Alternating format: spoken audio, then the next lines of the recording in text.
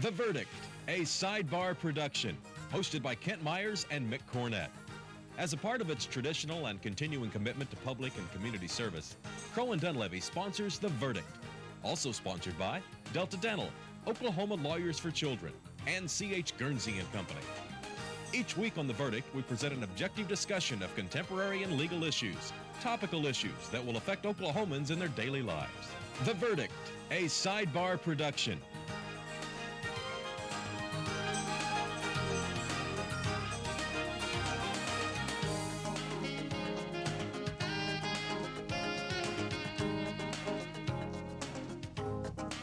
And welcome to The Verdict. I'm Mick Cornett, and I am joined as always by one of Oklahoma's top legal experts, Kent Myers. And Kent, today we have a special guest. Special guest, we're asking Howard Hendrick to return, the Director of Department of Human Services. And he does direct a department that provides the human services to the citizens of Oklahoma that need them. Now, those are a broad range of services, many kinds, many eligibility requirements. We're not going to get into the technical details of it. But he is attempting to carry on that mission in the face of the biggest budget cuts we have seen in Oklahoma in many, many years. And we are going to have Howard come on and visit with us about what the Department of Human Services does, what its mission may be, whom it serves, and what kind of cuts are going to be mandated to those who may need it the most because of budget cuts. Largest budget in our state government. Well, next to the largest. Almost. Used to be the largest, now it's next to the largest. But it is a huge number, has a lot of employees and an awful lot of responsibility. And anytime anything goes wrong, the press goes straight to Howard's office and says, okay, Howard, how did this happen? Why did this happen? And he has a great responsibility and carries it out admirably, I might add. Well, let's get him out here. We'll be visiting with Howard Hendrick, head of DHS, when The Verdict returns.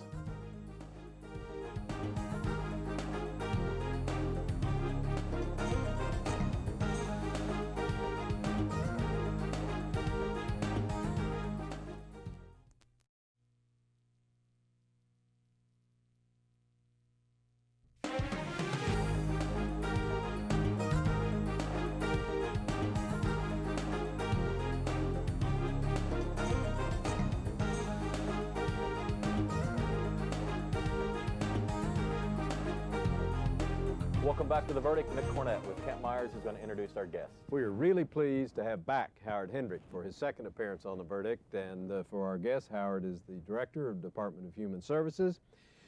He is a former state senator. He is a CPA, a lawyer, and has his master's in business administration, all of the things he needs to run one of our largest state agencies, Department of Human Services. Howard, welcome back. Thank you. Nice to be back with you. Well, today we want to ask you to tell our viewers, in line with some of the things we're going to be asking you about your department and what you do. Generally, what are the major duties of the Department of Human Services? I like to describe the department as kind of being a holding company for what I call 5 businesses. The core business is the thing that appears in every county office across the state, which is basically the traditional welfare programs, doing all the eligibility for family support things like TANF for child welfare, TANF for Medicaid, or child care subsidies for lower income families who are going to work, food stamps, and then child welfare is the other component. So all those child welfare being determining whether abuse and neglect is present, foster care, all that activity. That's typically what happens in a local office. The other 4 activities really are aging services, which involve all of the programs that we deliver through the area-wide aging agencies across the state. They involve senior nutrition sites, involve the Advantage Waiver Program, which is a program which lets older persons who meet all the standards for nursing home admissions stay in their own home and get home health services, provided that the cost of that service doesn't exceed the cost of a nursing home placement. All the developmental disabilities programs across the state, mentally retarded persons, we run facilities in Enid and Pauls Valley, plus over 3,000 people that we provide community placements for across the state. And then child support enforcement. We do all the child support enforcement across the state, which is a huge undertaking by itself.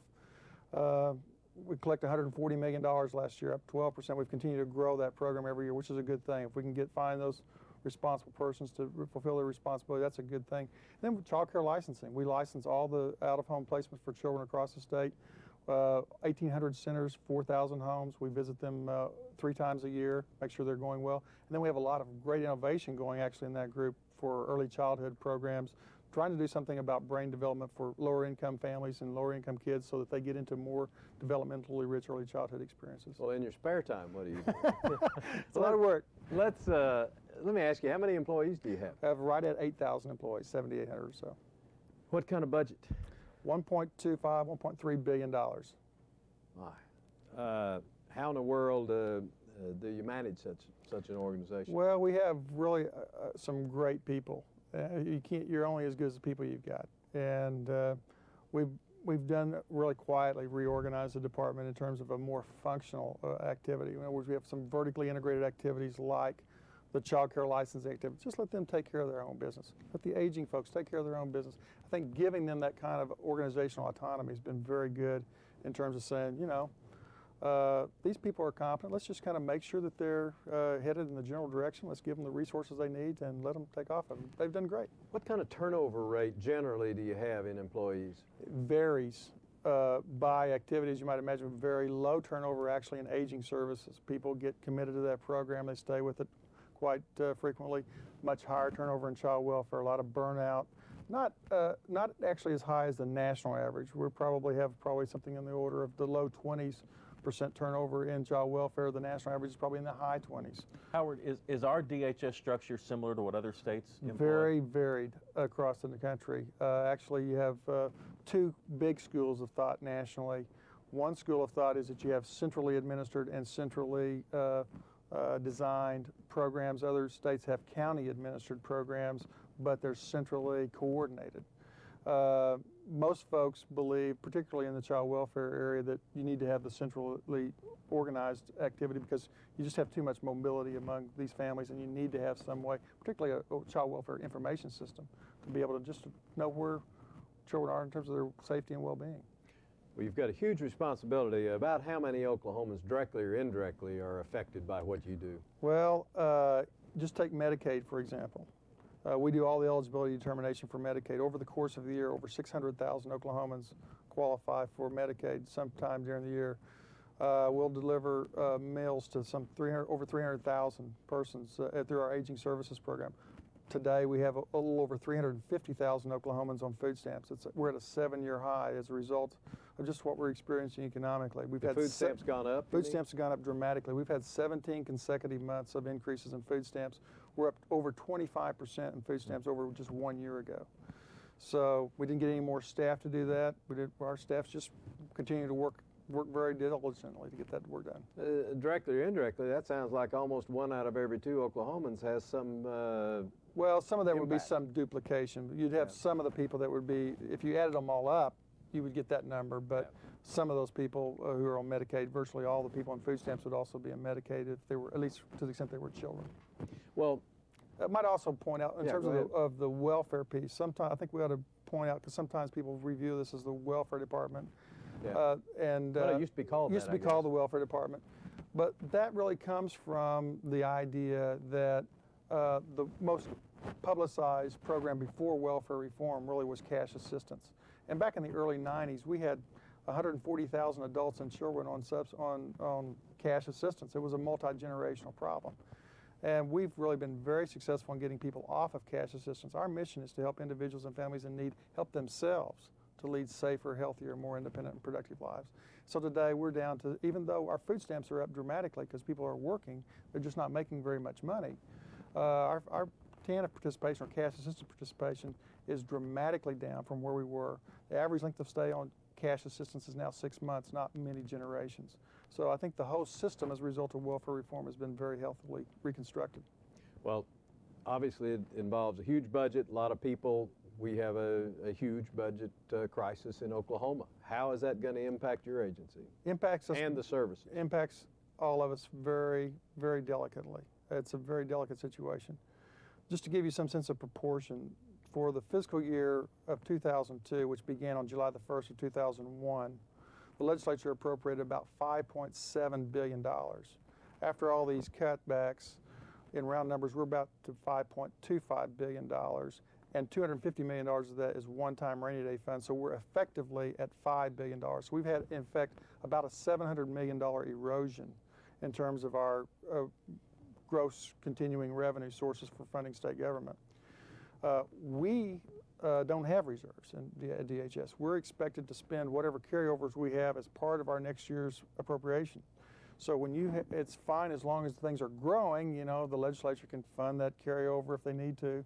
But now, when things are not going to be there, we have to over-exaggerate what's going to happen because that carryovers that we've had in prior years not likely to be there given the pressure of services that we have, and the legislature's ability to fund the carryover is going to be eroded because their total appropriations are down.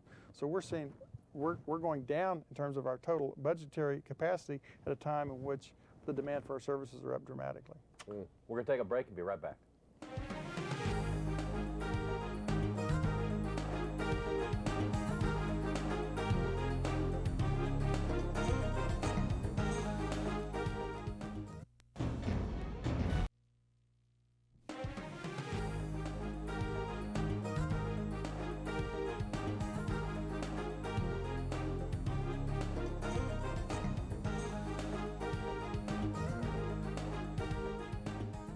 Mick Cornett, Kent Myers, and Howard Hendrick back on the verdict, and Mr. Hendrick is the director of the Department of Human Services. Kent? At the break, Howard, we were talking about the budget crisis and cuts that you may have to make. How do you decide whether the services provided to our more elderly citizens are cut or to our youngest citizens are cut? How do you make those kinds of priority decisions? They're all very difficult. And I think what you try to do is you try to minimize cuts, period, because the strain is there. There's a lot of things that go into the decision. First of all is, how is that service funded? That's the first question you ask. If, for example, a service is funded fully with federal funds, it doesn't do any good to cut that program because you're just taking money out of the state of Oklahoma, and it's not going to help us solve our state budget problems. Yeah, our state budget doesn't affect those funds. Right. So when we have like $550 million of the $1.3 billion that we expend that are 100% federal funds. So cutting food stamp eligibility or something like that, that's not going to solve our budget program. The benefit itself is fully funded by the federal government. So you have to go say, which one of these programs can you cut? Well, there are some state funds that even those state funds can't be cut. For example, the federal government has certain maintenance of effort requirements. Out of the $1.2 or $3 billion we spend, in round numbers, we have a state budget work program of about $415 million. $95 million of that or so are payments which are called maintenance of effort payments. These are payments for programs which the state is by federal law compelled to continue to make. If you cut those programs, you're going to be denied the ability of even having a Medicaid program, or you're going to be ineligible for having a TANF program. So you can't cut those state funds. So now you're down to just cutting one of two pots, either cutting programs that are 100% state funded or cutting programs that are matching funds, the state part of a matching program that has a variable contribution rate. They're not MOE federal funds, but they're the state portion of Medicaid for some portion of the services. How will having a new governor, and specifically having a new party, how will that affect DHS? Well, I've offered to talk to the governor's transition team. We haven't communicated yet. I had a very good relationship with Senator Hendrick when he was a senator. Now he's Governor-elect Hendrick, and I'm sure we'll communicate. We haven't talked. He hasn't communicated to me that he has a different agenda. At the state level, are there Democratic issues involving DHS and Republican issues at DHS that are going to have to be resolved now? Not most of them are. Can we get the services done? And I think as long as people are committed to continuing to deliver the services, you know, it's not. That shouldn't be a partisan issue. There's going to always be some fringes on both extremes where people are going to think we ought to do a lot more of something or we shouldn't be doing something else. But when you look at the main services that we're providing, I think people are pretty much supportive of what we're trying to get accomplished. Howard, in general terms, going back to a point you were making a minute ago, after you rule out the federal funds and the mandated expenditures, on things you really have some discretion about, what kinds of, I'm not interested necessarily in the dollars, but what kinds of services are we dealing with here that may have to be cut? Well, it's a very difficult problem. Here's what we've done in terms of trying to get to that number and to get to that analysis. We've sat down with various vendors who deliver those services. I mean, the reality is very much like Lee Iacocca when he went to Chrysler. He said to the management, you know, if our dealers aren't making money, we're not going to be making cars. And if our vendors aren't being able to stay in business, we're not going to have any service out there. So we have to be sensitive to the needs of those vendors, and so we have to find how can we keep those vendors financially viable. I don't know if I understand what you mean by vendor. Give me an example of it. We have lots of home health agencies that are independently owned? Yes, independently owned private home health care agencies. You know, we provide them a pay rate for them to go out and deliver home health care services to somebody to keep them out of their nursing home. Or we provide to lots of Volunteers of America or BIOS or lots of developmentally disabled folks who deliver lots of home services to keep people in the community who are developmentally disadvantaged. Well, we don't want those people to have to be institutionalized. We prefer them to live in the least restrictive environment. Well, those people who deliver that service work for one of those vendors. If we expect those vendors to keep delivering the same quantity of service for less money, they're going to be out of business. So we have to figure out which portions of the services they're already delivering can we have enough self-sufficiency out there to cover that. Well, I mean, it gets back to this critical idea of understanding the difference between natural supports and artificial supports. The stronger families are, the stronger natural supports, the stronger churches we have, then the less dependence on the artificial paid supports we have to have. When these community institutions or natural resources tend to decline, we have to come in and prop up somebody. Somebody doesn't have a parent, doesn't have any kids, doesn't have any relatives, they're living alone, you know, they don't have a network to be able to be there for them. Let me ask you, be as specific as you can. We're in late 2002 now. When will Oklahomans, if at all, start seeing fewer services available from DHS because of budget problems? Oh, you'll see it in the next 2 months. And in what areas? Well, what you'll see is the first round, I think we're doing the very best to minimize the adverse consequences. But if you look at places, senior nutrition sites, for example, across the state, they're 100% state funded. We don't lose any federal funds by reducing those over allocated resources. In other words, we're not going to cut the state dollars that are necessary to go get the federal funds, but we've obligated state dollars in excess of what's necessary to go get the federal funds. There will be some reduction of those. Beyond that, you'll see in some services, for example, among the aged and to the developmentally disabled, we'll say to those folks, you know, we want you to be more dependent upon your family members, and so we may not give you 10 hours a week, we may give you 7 hours a week. And so we'll try to cut just the volume. If you can get somebody to come in and help you in these other 2 or 3 hours a week, that's enough. We can still keep that vendor viable with what they're having to pay for their support staff. We're just not going to deliver as much service. So those plans of care will be reduced some. Well, Oklahomans are going to feel it then. Oh yes, they will definitely feel it. What do you have on the drawing board that's new, that's different, that perhaps you haven't had before? Well, actually, you don't get anything on the drawing board with state funds. what you get on the drawing board are things that maybe the federal government will participate or you draw it in red right. ink. Yeah. Well, go ahead. I was going to say, I'll give you a chance to kind of sum up your views on DHS, kind of a state of the Oklahoma Department of Human Services and where we are and what the people should know as you go into these budget cycles.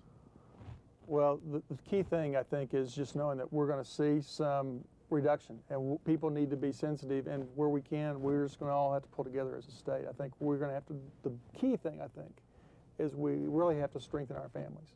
If our families are stronger, the need for our services goes down. When our families, it's just like what the governor said, Governor Keating said 2 years ago when he started the marriage initiative. He said, these were economists who came to him and said, the reason why our economy is not growing well is because we have too much divorce, too much child abuse and neglect, too many of these bad social indicators, and we're paying the price for it. So if we can strengthen these families, and grow those natural supports, then the dependence on these artificial supports can be lightened some. And some of the artificial supports that will have to be withdrawn. That's right. There can be a substitute from churches, Absolutely. civic groups, Absolutely. the community. The United Way is in huge need this year. Even though the economy's down, we still need to all be very supportive of all these different kinds of charities across our communities. Mr. Hendrick, thanks for coming on My The pleasure. Verdict. Glad to be with you. Kent and I'll be right back.